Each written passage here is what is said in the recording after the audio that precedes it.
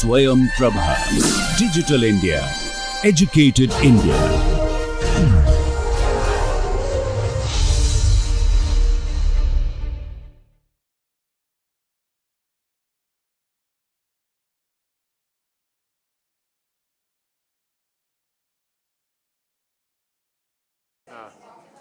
I can barely hear myself, so no, not their fault. Yeah, so we'll continue with the pigeonhole principle, and there is a very famous theorem of Erdős and Szekeres, which we will get to. Okay, and so we talked about the pigeonhole principle this morning, and somehow it turned out that the way I had written this earlier created a lot of confusion. So I would like to review this, and then we move on to other things. So the point is this, that if you have m balls and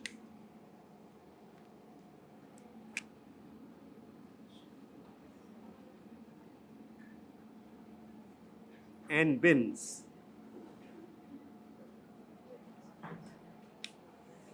and these balls are placed in these bins,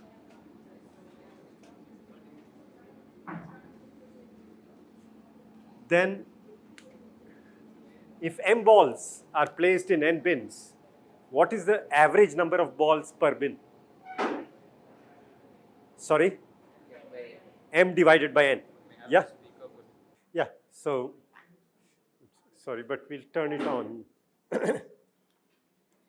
So, yeah, we're talking about the pigeonhole principle, and if you have m balls that are placed in n bins, then the average number of balls per bin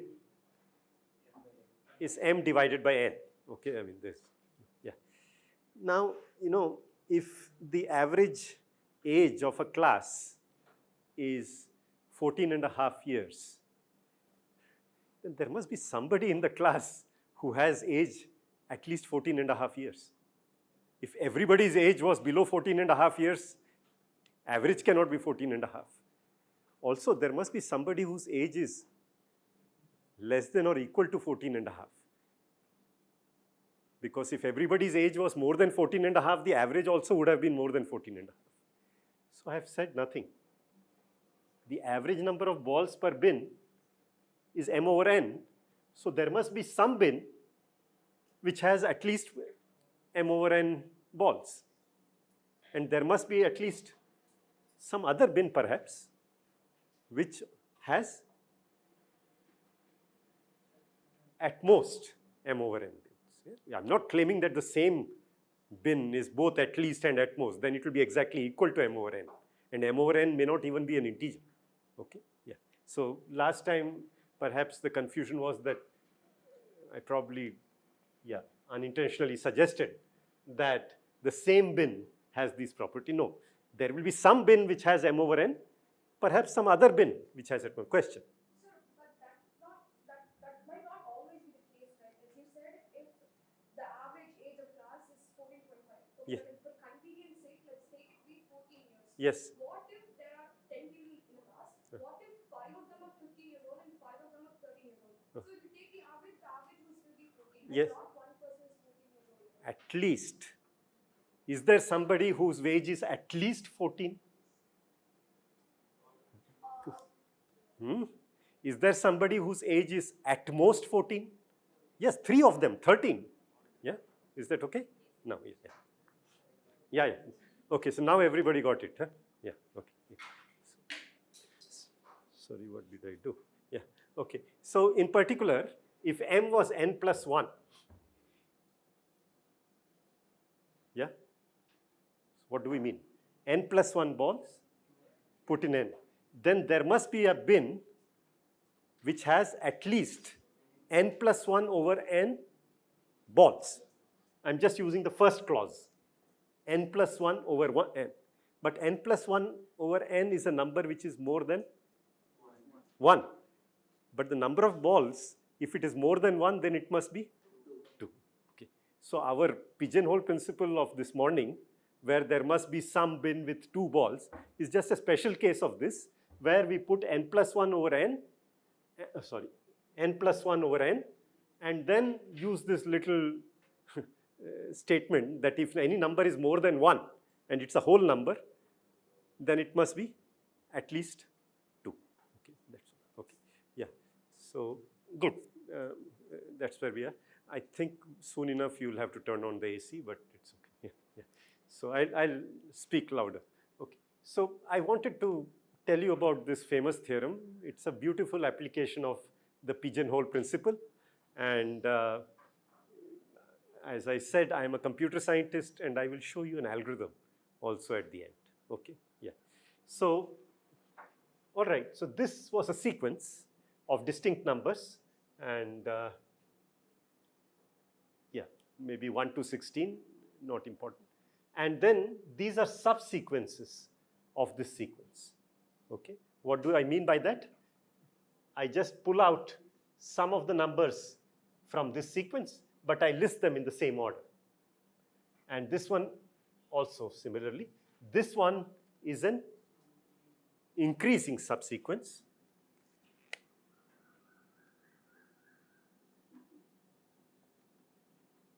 And this one is decreasing.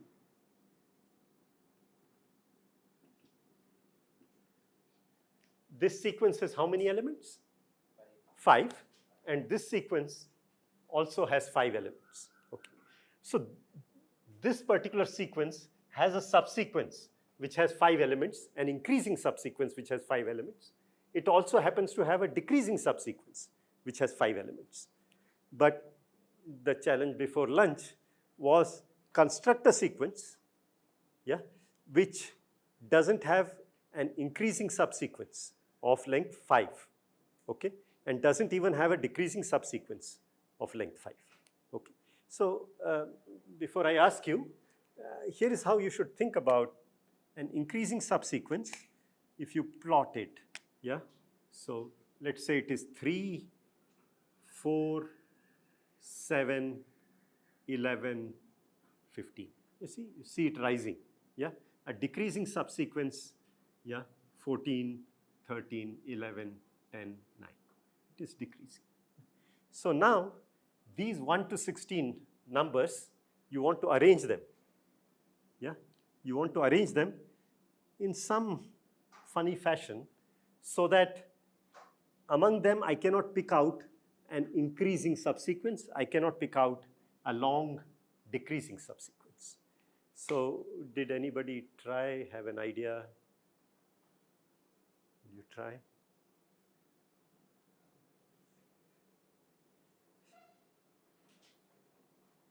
So let's try 4.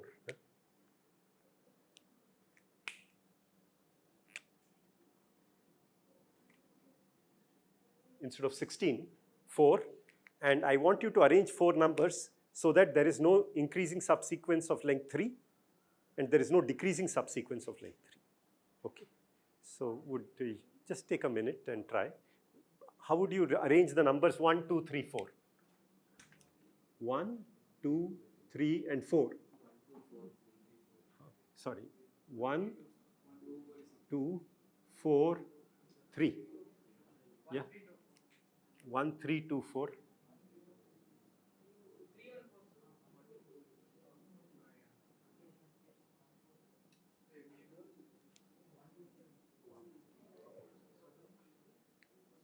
Is there one more?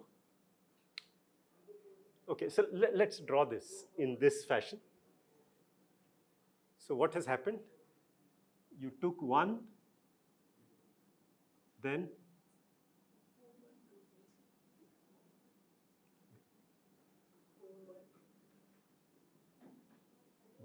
okay. So very good. So we'll see. So 1, 2, and then 4 and 3. Does this satisfy my Doesn't work, right? Why? This is an increasing subsequence, 1, 2, 4, 1, 2, 4. Yeah, so this, let's not call, yeah. Second one is also bogus. Okay, good. Sorry, you said 3, 4? Okay. 3, 4, 1, 2. Yeah, let's try to draw this. Yeah, it's so it is 3, 4, yes, and then 1, 2. Yeah, all right. Very good. So this block of 2 is an increasing subsequence, and this block of 2 is an increasing subsequence. Yeah, but you cannot get 3. Yeah, because I mean you cannot get 3. You cannot get a decreasing subsequence of length 3. Why? Why can't you get in this 3? Every answer to my question is pigeonhole principle. If you had 3, 2 of them will have to be from the same part. But anything in the same part is increasing. So you cannot have 3. Yeah? And yeah, so you cannot have a decreasing sequence of 3. Is that okay with everybody? Yeah. And in this you cannot have an increasing because, yeah, I mean they will all have to be from the same part because everything in the second block is smaller than the everything in the first block. Everything in the second block, this is 1 and 2, is smaller than everything in the first block. Everything in the second block is less than everything in the first block. Okay? Does that give you an idea for the challenge question? Can you use this idea for 16 now? I got one, which was like 13, 14, 15, 16, 9, 10, 11, 12, then 5, 6, 7, 8, 1, 2. Say it again. Say it again. 13, 14, 15, 16, 9, 10, 11, 12, 5, 6, 7, 8, 1, 2, 3, 4. Good. So, what's the idea? Yeah. 1, 2, 3, and this sequence went on till? Yeah. So, yeah. Let's try to understand what she said. You had this sequence 1 to 16. Yeah. Now, if I break it up into blocks of 4, how many blocks will I get? 4. Okay. So right now this is increasing. Yeah. Now, in the same way, 1, 2, 3, 4, 1, 2, 3, 4 was 4 numbers which were increasing, and what you did was you took this block and this block. This block was 3, 4, this block was 1, 2. And what did you do? And what is the proposal there? Put this block first, but don't change them. Keep them in the same order because otherwise it won't be a subset. Yeah, sorry. So keep them in the same order. Then put which block? This block, second. This block, third. And this block, fourth. Okay? And will you convince yourself that if you go beyond, if you take 2 elements from different blocks, they will have to be decreasing. Yeah, because a later block is always smaller than the earlier block because, yeah, this is placed after that. And within a block, I mean, and if you take more than 4 elements, 2 of them will have to be in from the same block, and then they will have to be increasing. Okay? Yeah. So good. So you have constructed a sequence for 16, which is basically a generalization of this sequence for 16. Okay. But what does this theorem say? So let me write down. Question.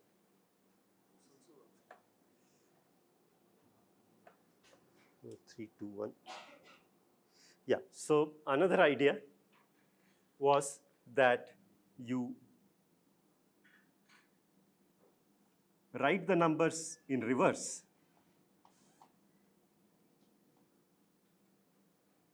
sorry, is it too low to write here for people at the back?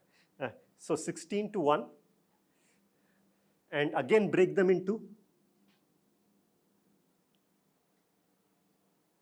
yeah, put this first. Okay. So see, let's do it. Yeah.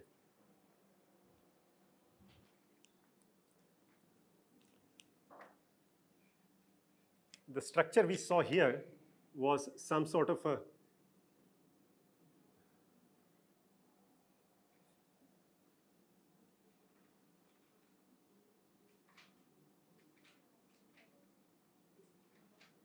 you understand?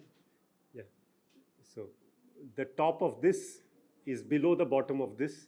The top of this is below the bottom of this, and so on. Yeah. So what did we do?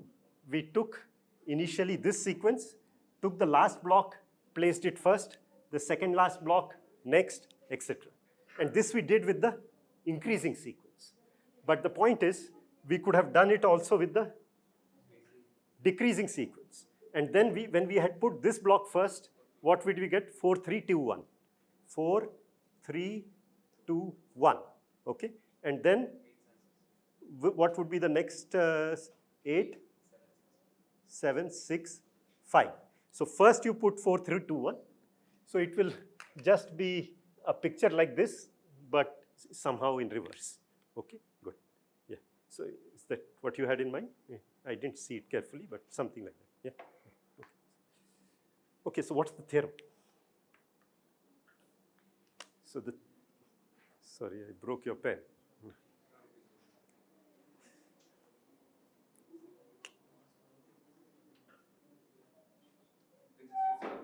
No, it's okay, I think. Yeah.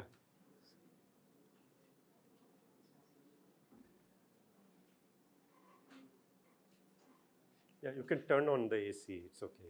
She's suffering. Yeah. And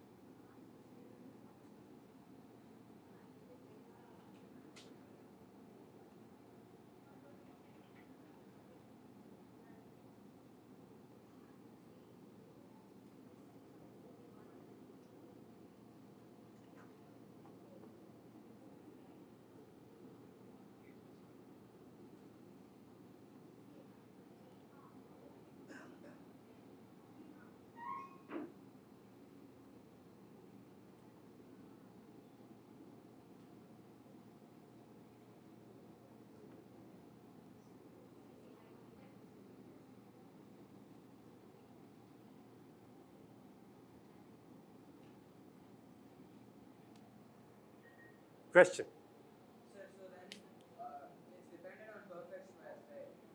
Yeah. Like if n is a perfect square, you have to divide it into so it's like we're having n square, you have to divide that n square sequence into n different parts, invert them, and then you get a sequence. That is one method. Okay, these are not necessarily the only methods, and that will be one of the focuses of our discussion. But yeah, so the general message of this was that if you have n squared numbers, 1 to n squared, yeah, then you can break it up in, first sort them, break them into blocks of size. If it's n squared, break them into blocks of size n, and then write them in the reverse order so that you get a picture like this. Yeah, that's the general thing. So if you have k squared, then when you do this, the longest increasing sequence will be what? If it was k squared. If you took the numbers 1 to k squared and did this, what would be the length of the longest sequence? Sorry? K. Yeah? And the length of the longest decreasing sequence?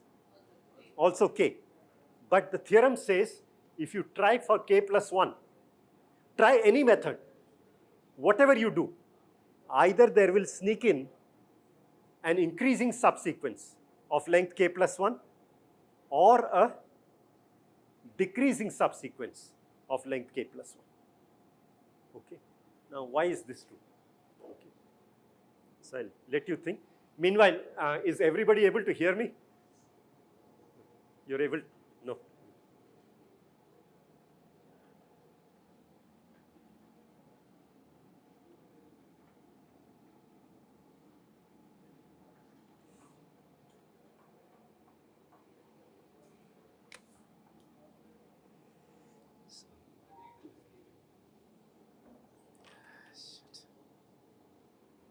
Sorry about that.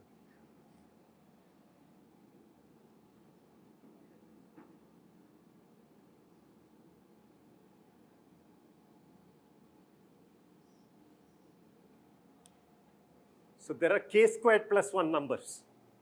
Yeah, you can even think of them as the numbers 1 to k squared plus 1.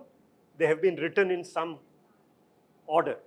Yeah, permutate the numbers 1 to k squared plus 1. Okay.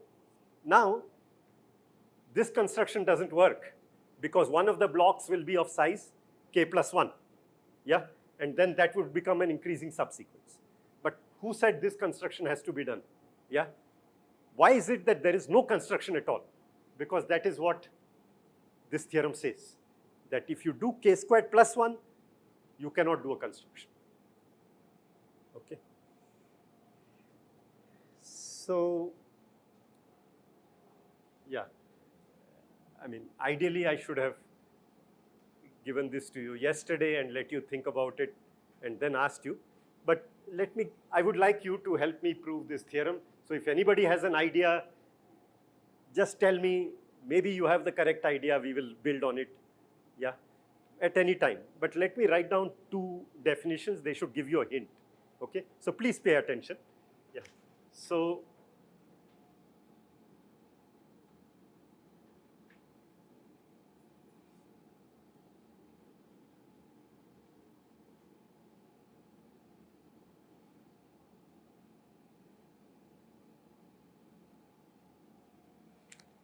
so A1, A2, k squared plus 1.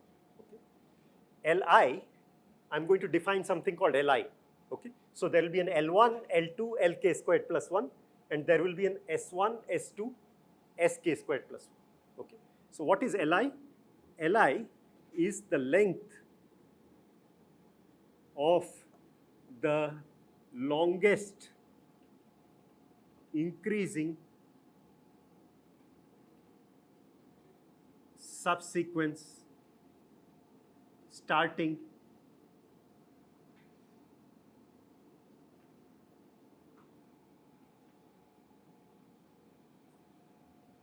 so erasing all this.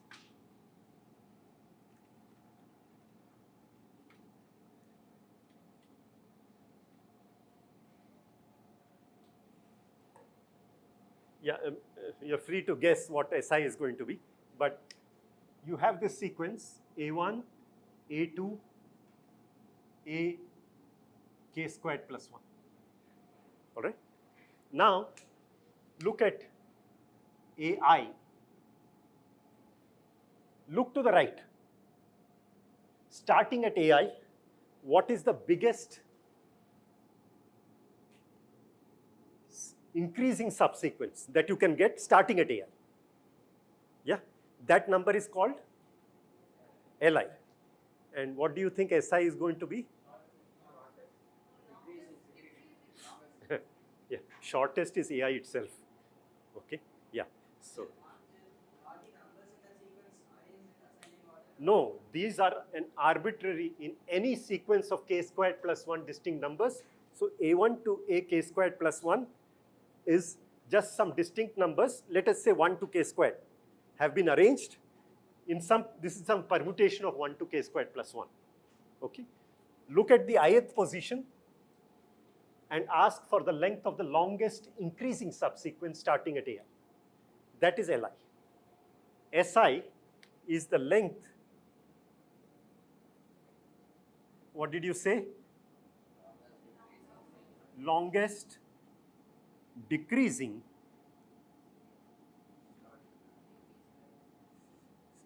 subsequence starting at AI. All right, yeah.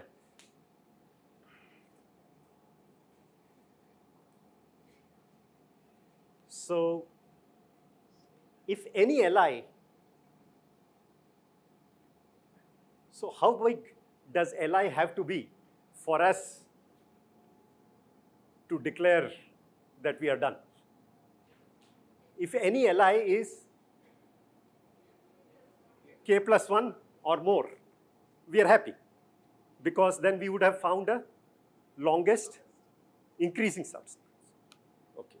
And if we fail to find a big Li, but if we find a big Si, that is some number has a long decreasing subsequence of length k plus 1, yeah, then we'll be done. Okay. So, yeah. So suppose this theorem was false, yeah, then all your Li's and Si's are in what range? Suppose the theorem was false. 0. 1 to?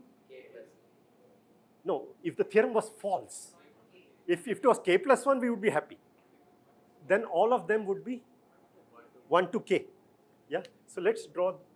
So the Li's are in the range 1 to k. The Si's are in the range 1 to k. So, all right, 1 to k, 1 to k. You know, whenever you have pairs of numbers 1 to k, 1 to k, you should always think of them as there are pairs.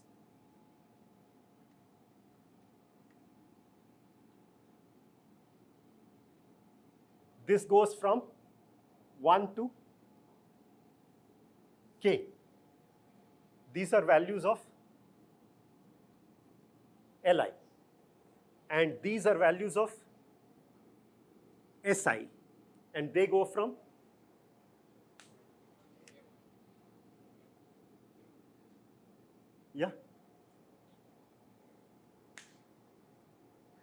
How many cells are here?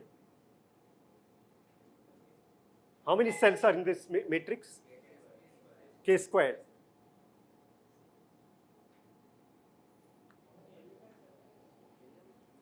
Yeah, balls and bins and pigeonhole and whatever you know. Just throw everything at it and give me an argument.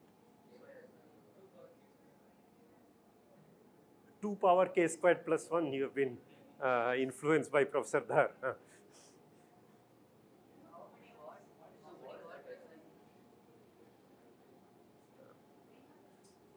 I have said this, let's again. Yeah, I'm just teasing you because I want you to tell me the answer. Yeah. So I want to prove this theorem. I am assuming that the theorem doesn't hold. Yeah. Then I want in the end to derive a, somebody used the right word. Yeah. Contradiction. Okay, I will get a contradiction. Okay, so you have to show me the contradiction. But I want in the process of this contradiction to apply the pigeonhole principle. Okay, so now, so the things seem to be set up, at least something is emerging. There is k squared and there is a k squared plus 1. Do you see a k squared plus 1 on the board? Yeah, there is a k squared plus 1 and k squared. It looks like n plus 1 and n, balls and bins. Something is happening. Yeah, good. Okay, so there are, now with each element ai, I define li. Li is the length of the longest increasing sequence starting at ai. And si is the longest decreasing subsequence starting at. Okay. So, yeah, I'll give you a minute. If somebody has an idea, please tell me. Otherwise, we'll go on. So for each element A in the sequence, compute Li and Si. Okay? So it's an ordered pair, Li, Si. Yeah, K square balls and K squared, balls and K bits, K bins. Which are the K bins? like Li and S. Okay, these are bins. Okay. Yeah. So. Yeah, just look around. I mean, just like, think of it as an exam where you somehow, wing it.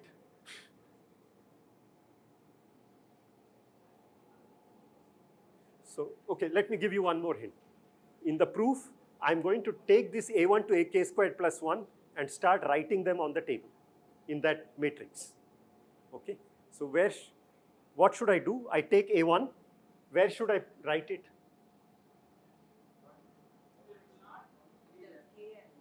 Sorry, I should write it here.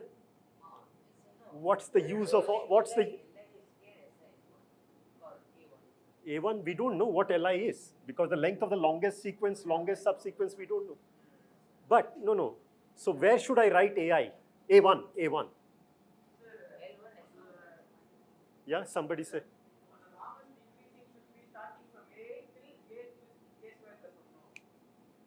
No, it depends on whether these numbers are in order or something. Yeah, but say it again, I didn't understand. Yeah.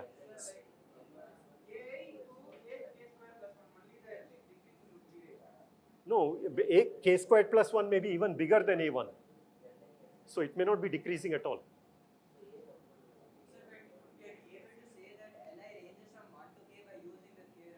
No, I'm saying if the theorem was false, then there is no increasing subsequence of length k plus 1 and there is no decreasing subsequence of length k plus 1. So from any point, if we look for the increasing subsequence, its length can be 1, can be 2, can be 3, can be k. Can it be k plus 1? No, because if it was k plus 1, the theorem would have been true. Okay. So all Li's and Si's are in the range 1 to k. Now I've got A1 and I want to write it somewhere. Where do you think I should write it?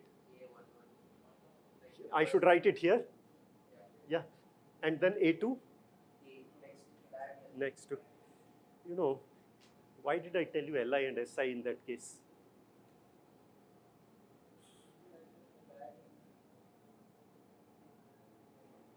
Where should I write A1?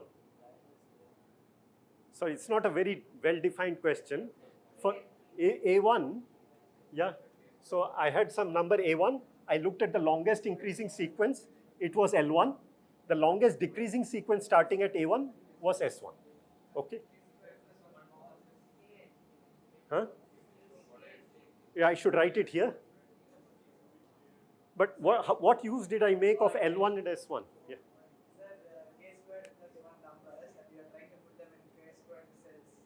Okay, but how am I putting them? Where should I put A1?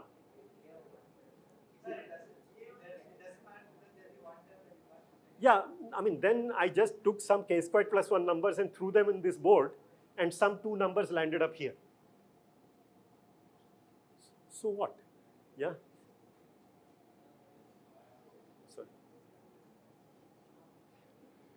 Sorry, L1 is a number in the range 1 to k. S1 is also a number in the range 1 to k. So where should I put A1?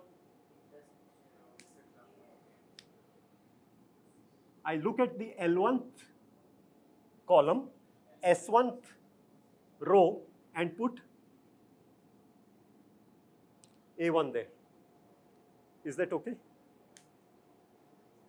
Why? Let us now come to A2. No, just be a little patient. Think it through. I'll come to you. You have a suggestion. A2, what will I do? I will compute L2, S2. L2, S2, maybe it comes here. I don't know. Each AI will find a place. Will it go outside?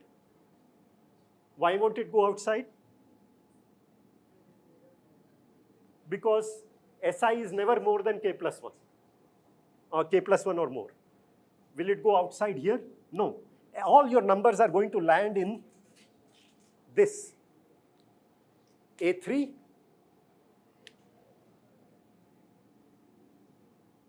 A5, yeah, maybe A16 or A4. Sorry? They are, because there are K squared. So, sorry, you have a suggestion. K minus 1 squared blocks? No. K squared blocks. So, no, but can't two elements land in the same box? There's going to be one element that is more than K, less than, so box has two elements. No.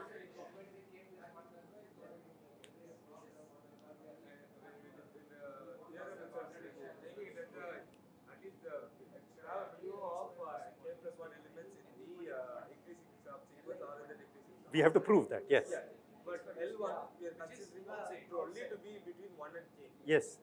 But L1 could be even greater than, it could be up to K square plus 1. It could be K squared plus 1, but if it is more than K plus, more than K, then we have proved our theorem.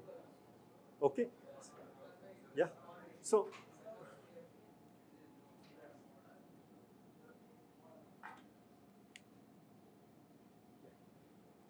all right, so I'm not saying that, so we just go look at element by element, ask each element, what is the length of the longest increasing sequence, longest decreasing subsequence, and say, I will write you there. This is my algorithm, okay?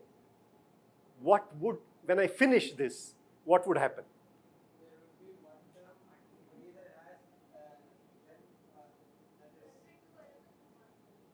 There will be some cell in which there are two elements. Yes? There must be some cell in which AI and AJ, where I is different from J, both land up. Why? Because there are only K squared cells and K squared plus 1 elements. Yeah? Why is that not possible? That two elements land up in the same cell. So I want to say that that's not possible. But they have the same Li and Si. Good. Well, Li and Si, why should it be that if they are the same Li and Si, they have to be the... So there is an AI and there is an AJ. Let's say J is greater than I. So it appears later in the sequence. There is A1, A2, sorry, think ahead. And this, he says, if they have to land up in the same position, then they must have the same Li and same Si. Now, sorry, which means the longest, just I'm saying it in words, the longest increasing from AI and the longest increasing from AJ have the same length. The longest decreasing from AI and, sorry, decreasing from AI and the decreasing from AJ are the same. Why is that not possible? Sorry? One must be greater or lesser than. Good. These are distinct elements. So it could be that AJ is bigger than AI. If AJ is bigger than AI, then if the longest increasing some sequence from here has length 10, then the longest increasing from here must have length at least 11. It could even be 12. Maybe it strings in something in the middle and then takes more. Yeah. So the longest increasing cannot be the same. So this is not possible. What if AJ is actually less than AI? Longest decreasing from here is already Si. Then for this, it should be at least Si plus 1. So these K squared plus 1 elements must occupy different cells. But there is space only for K squared. End of argument. Did you understand? Did you understand the contradiction? So depending on how you want to say it, okay? So maybe we should have first proved this, that for two elements, Li and Si, cannot completely be the same. That was the argument. If they are not completely the same, then all the elements must fall in different cells. There are only k-squared cells, so one of the elements must fall outside of this box. But the moment it falls outside of this box, it means either its SI is too big or its LI is too big. That is a proof without using the word contradiction. Okay? So I don't know which one helps you. Did everybody, those who got it, can you raise your hand? Okay, so yeah, so okay, so yeah. Yeah, so so let's take a couple of minutes, and if you would like me to repeat it, so I've written many things, but I hope, see, this Li and Si is clear to you, what I mean by Li and Si, yeah? For any element, look at the longest increasing sequence starting from there, yeah? So for example, if this was my sequence, what is L11? What is L11 in this sequence? Length of the longest increasing sequence from the 11. What is L11 for the, sorry, L3. Yeah.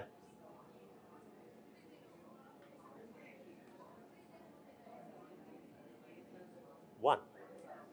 I mean, it is itself there. So the longest increasing subsequence from starting with 11 is 1. Length of the longest decreasing subsequence starting from 11? 3. Yeah, longest increasing. So anyway, this was decreasing, so it's not very interesting. But yeah. What is the longest increasing from 6? 2. Longest increasing from 15? 1. Is everybody clear? Okay. So yeah, so I'll come to you. Yeah.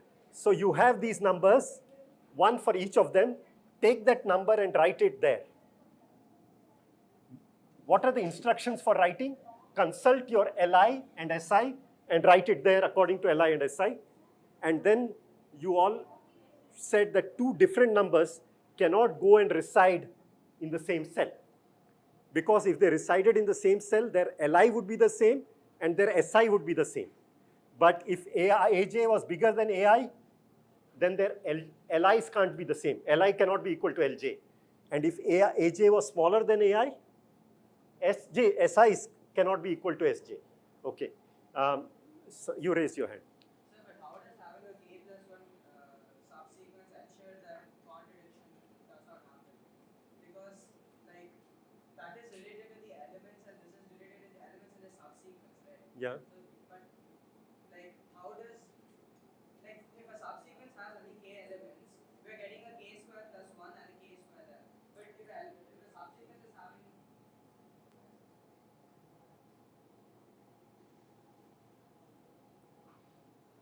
but if like there is like how does this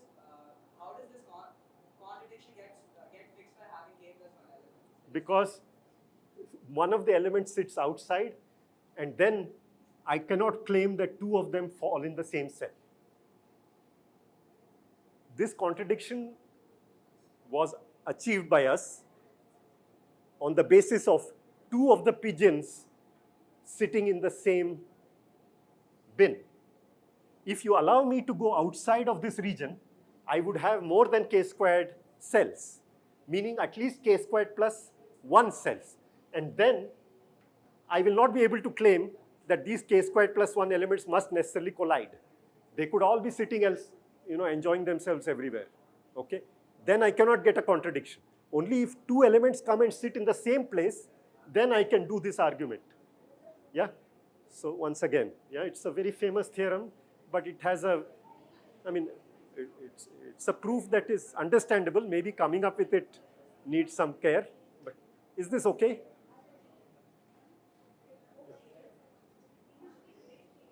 Yeah, take your time. Take your time.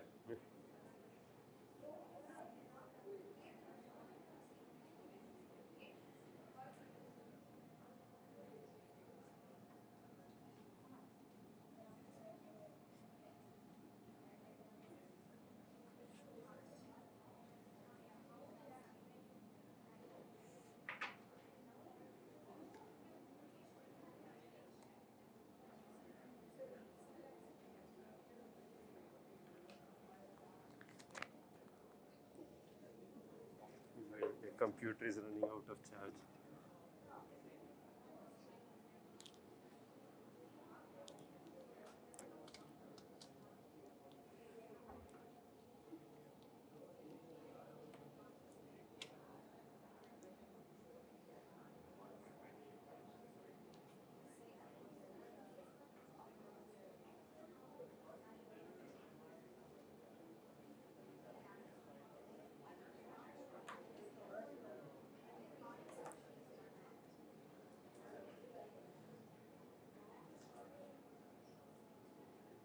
Is everybody okay? Yeah. No, please ask. I mean, nothing important. Yeah, we'll spend as much time as we want, as you want in this. Okay. If there are k squared plus 1 elements, with each element associate an Li and an Si. Nothing. Just English. Yeah. Then use this Li and Si. That is the genius. Use this Li and Si to place this element in the grid, and observe that two elements can't fall in the same cell. If two elements fell in the same cell, there's a contradiction. And if you want to put the elements in this grid and different elements in different places, either you have to go beyond this or go beyond this. If you're confined to this, you have only space for k squared. Question? How we did the 16 numbers? Yes. Could we take it as like there are, let's say, k groups of k elements plus an additional element? Therefore, we are able to arrange these k groups in such a way that they are able to not get a Increasing sequence of greater than the length of k. Yeah. But because of this additional element, can we say that? Yeah, so we'll come. Okay, let's do this. Question, yes, I'll come to your question. Yeah. All 16 elements, can you not try and brute force the whole problem? Sorry? All 16 elements that you gave, Yeah. can you not like take each element one by one and then arrange each one by the, and make sure that it is neither increasing or decreasing? Can you not do that one by one for each element? Will it not work, or will you arrive at the same answer? No, so those 16 elements will go and sit in 16 different cells, and there will be no contradiction. It was because we have 17. So in the case of 16, we will put a 4 cross 4 grid, and there are 16 elements, 16 cells. They can happily sit in 16 cells, and we will not get a contradiction. Instead of doing it like we separated it into 4 cells and then we kept it in a Yeah. separate. Can you brute force the whole thing instead of like doing it with a certain formula? We instead of splitting it up into 4 different cells, what if we take arbitrary positions for each element and then switch the element based on whether it is increasing or decreasing? Will we arrive at the same answer, or will we get a different answer? There are many answers. These are not the only two answers, so I will come to that. Yeah. Okay. So there were two questions. Yeah. Yeah. Question. Where we only restricting it to k square plus 1, can't we do the same to the next perfect square? I mean, if it is true for k squared plus 1, it is also true for every number after k squared plus 1. So, yeah. Okay. So the question was, the suggestion was that, well, for 16, which is like k squared, yeah, we had a method of using blocks. Yeah. Can you just turn off the AC for some time? I'm struggling a little bit. Can we all come back here, please? No, not just that. My voice has to come back. So yeah, just yeah. So we'll be quiet for some time. I mean, the AC will be quiet. I will never be quiet. Yeah. Okay. Yeah. Okay. Good. So, all right. So there were some suggestions. One was that for 16, we had a method of constructing, this shuffling that we did, yeah, which gave us 4. But then they said, oh, if you have done that, and the moment you add one more element, something wrong goes on, okay? Now, is that not a proof? The point is, why should the construction for 17 start with a construction for 16 and then add? Maybe there's a construction for 17 which is completely different, suited for 17, okay? That is the answer, yeah? So And why doesn't this argument give a contradiction for 16 itself? Well, if this number was not k squared plus 1, that is, it was 4 squared, and this was a 4 cross 4 grid, it is conceivable that all those elements are sitting in different cells. Our whole contradiction was based on the fact that AI and AJ were in the same cell. So if you have 16, you may not be able to do that argument. Okay, good. Now, but I think most of you have, so for 16, let us consider, yeah, so k squared. Yeah, n equals k squared. There are k squared elements. And we know that there are sequences which have neither an increasing subsequence of length k plus 1 nor a decreasing sequence of size k plus 1. That's what we started with. Let's call these saturated sequences.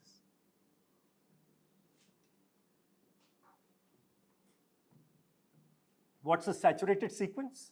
Has no increasing subsequence of length k plus 1, and it has no decreasing subsequence of length k plus 1. Okay? So for n equals 4, you gave me some saturated sequences. What was it? 3, 4, 1, 2. And then 2, 1, 4, 3. Yeah? Now, are there others?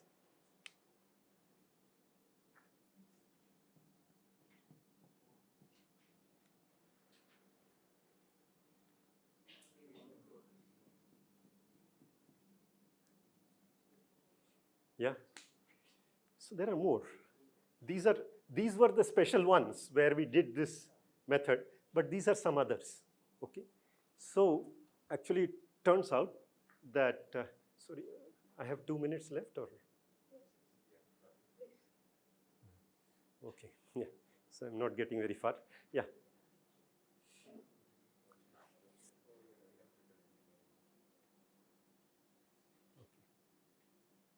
So, yeah. So I might go 5 minutes over. I hope it's okay. We can get there. Yeah. Only 5 minutes, or can I take 10?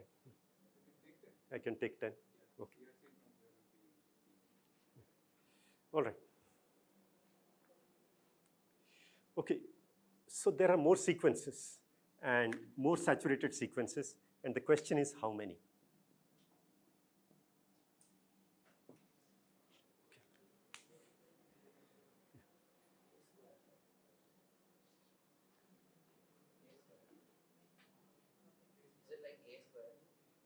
No, it's much, yeah, in this case, the answer looks like 4.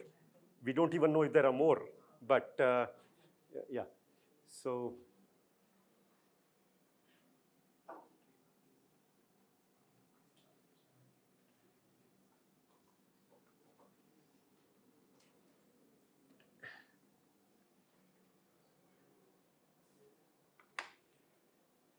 So suppose you are given a sequence, yeah?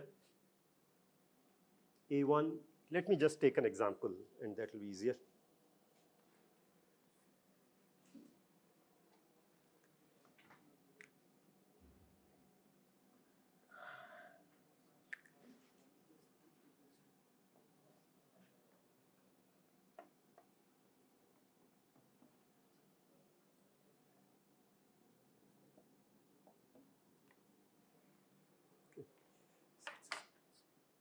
And I want to find out the longest increasing subsequence in this sequence.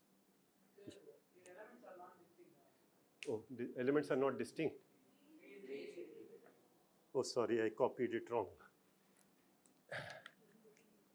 Thank you. Yeah. Okay. So, yeah, I want to find the longest increasing subsequence in this sequence. Yeah, so many of you might have seen this in an algorithms textbook. Yeah, but let me tell you how it is done, okay? So in each step, yes, there will be rows, row 1, row 2, row 3, some number, row L, yeah, some number. And I'm going to take these numbers and put them in these rows. Okay, so here's what I do. Take the first number. So all rows will have to be increasing. Okay, whenever I put an element in a row, I should make sure that it's an increasing sequence. So okay, so I come here, put this 3 here. Now what happens to 8? I can put it here because it is still increasing. 9, I can still put it here. 2, I can't put it down. Very good. 2, 1, down. Then 6. Oh, I'm sorry, thank you. Yeah, 6. Can I put it here? No. Can I put it here? Yeah. So the first place where you can put it, you put it. Okay. 7. Second, very good, thank you. Yeah, 4. 5. Third. Okay. Now, each row is increasing. Yeah, why? Because we didn't allow it to be anything else. Yeah, because if it was going to decrease, we just went down. Yeah. Now, if we have put k squared plus 1 elements, yes, then, and there was no row with k elements, k plus 1 elements. Suppose I put k squared plus 1 elements. This, don't worry about this. In general, I ran this algorithm on a sequence with k squared plus 1 elements. Then each row will have a certain number of elements. If any row has k plus 1 elements, then I have found my increasing subsequence, only an increasing subsequence. Suppose no row has k plus 1 elements, then what can I say about the number of rows? If no row has k plus 1 elements, that means every row has at most k elements. But the total number of elements is? So then how many rows must I have which have elements in them? Can just be the first k rows? Each row has k elements, and if there are only the first k rows, then the total number of elements would be? So row k plus 1 must have at least 1. Okay, so the row k plus 1 has an element. We ask, why did you go to row k plus 1? It says, oh, you know, when I was coming, there was some element here who was already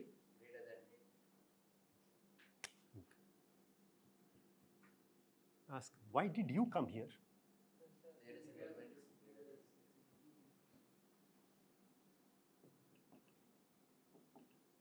That means this sequence was a, and this is in row. That means it is a length k plus 1. Okay, let me stop here. Okay, so I was going to say something else. Maybe I'll say it anyway. Yeah, so this is another proof. Yeah, again it uses pigeonhole principle of some kind, but it also tells you an algorithm. Yeah, take this sequence, insert it into this table by this method. I did not write the algorithm, but is it clear? Rows should always be increasing. Rows should be increasing. And place an element in the first row where it fits. Fits meaning retaining the integrity of increasingness. Okay? So you keep putting it. And at some point, you must hit row k plus 1. If you didn't hit row k plus 1, then it must be that some row already has k plus 1 elements. But if some row has k plus 1 elements, you already had an increasing sequence. And if you hit row k plus 1, then you interrogate each of them. Why? And the answer is there must have been a decreasing subsequence. All right. Now, it turns out that if it is a saturated sequence. Yeah, that was the punchline of my talk, but that will not happen. Yeah, you take these elements and you compactify them. Yeah, that is, you just push everybody to the left. I suppose this was a 2. So what did you get? Can I write here? 3, 8, 9, 2, 6, 7, 1, 4, 5. The rows of this matrix are increasing, but the columns are decreasing. This is a miracle. It happens because it is a saturated sequence. Yeah. So not only will the rows be, if it is a saturated sequence and you run this algorithm and push all the elements, the rows will be increasing, the columns will be decreasing. Okay. Now the question is, also, if you write down when these elements were inserted, so 3 is in what position? 1. 8 is in what position? 2. 9 is in what position? 3. 2 is in what position? 4. 6 is in what position? 7. 1. 4. Yeah. So this, the rows are increasing and the columns are also increasing.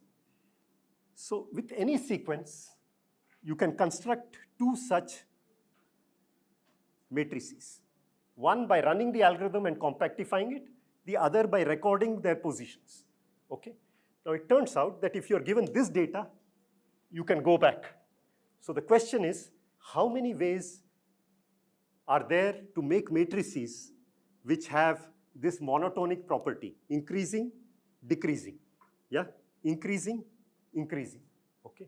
Now, it turns out that this is a deep question in representation theory, which you will learn one day, and there is something called the hook length formula in representation theory. So the hook length formula can compute how many such sequences, matrices are there. This will be the same number.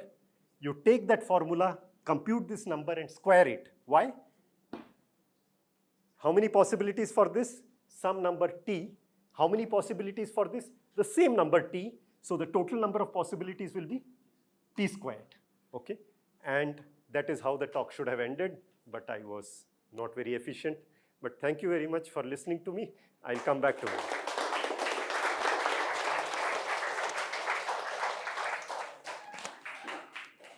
Thank you, sir, for that wonderful lecture. I'm sure all of us have a better and deeper understanding of the pigeonhole principle now, which is beautifully brought out by you, not just as a principle, but in an engaging way as real-life examples. On behalf of RSIC and everyone present here, I would like to extend our sincere gratitude for taking your time and being with us today. It was truly an honor.